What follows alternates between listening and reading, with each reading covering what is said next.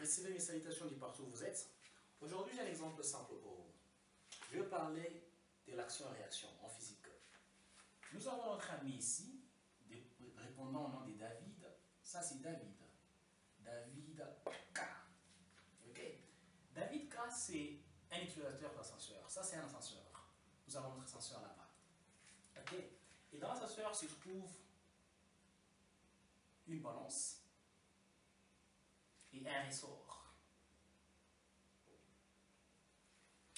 Là, c'est le plancher. Le ressort est attaché au plancher. Le plancher. Et là, nous avons notre balance, disais-je. Voici que David veut se rendre au 4e niveau, au 4e étage. Il se retrouve au 1er étage. David a un poids, disais-je, pas la masse, a un poids de 77 kg ou bien 77 kg. Voici. Maintenant que David, avant que l'ascenseur ne puisse aller vers le haut, il se rend compte que son poids est de 77 kg. Non, je veux que ceci soit un newton. Le poids c'est un newton. Pardon. C'est un 70 newton. Ici, je considère mon accélération de gravitation étant de 10 mètres par seconde carré. Ce qui veut dire que la masse ici sera de 770 divisé par 10, qui sera 77 ou bien 77 kg. Voilà. Et maintenant, David a constaté 770 newtons avant que l'ascenseur puisse aller vers le haut. Voici l'ascenseur commence à bouger. Nous avons une réaction au niveau du plancher. Et nous avons le poids de David qui se dirige vers le bas. Vers le bas.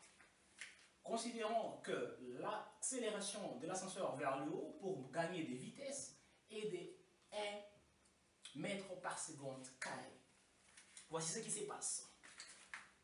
P qui est là est à considérer comme le poids apparent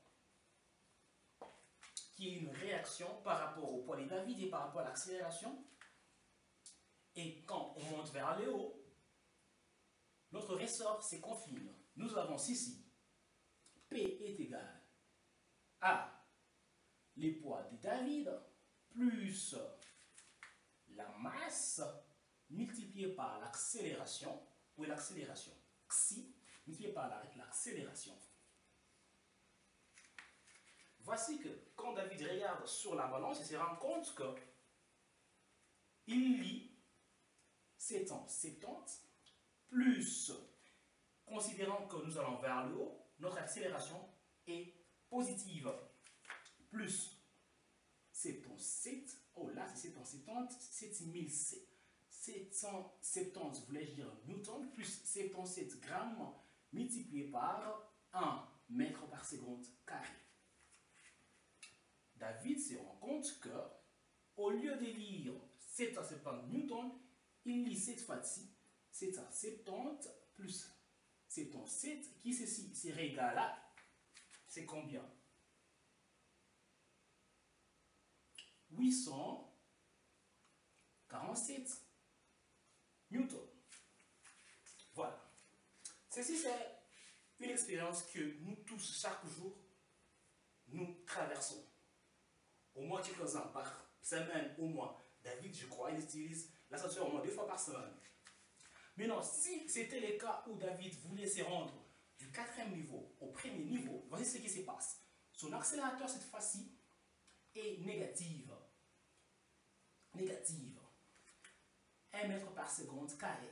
Voici ce qui se passe. Le poids apparent, cette fois-ci, c'est le poids normal plus la masse multipliée par xi, qui maintenant est de 770 plus 770, voilà, plus 77, multiplié par moins 1.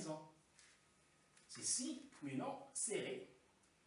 693, c'est ça, non? 693 newtons. C'est pourquoi vous allez vous rendre compte que quand l'ascenseur se dirige vers le haut, vous vous rendez compte que votre poids augmente. Et quand l'ascenseur se dirige vers le bas, vous vous rendez compte que votre poids, voulais-je dire, diminue.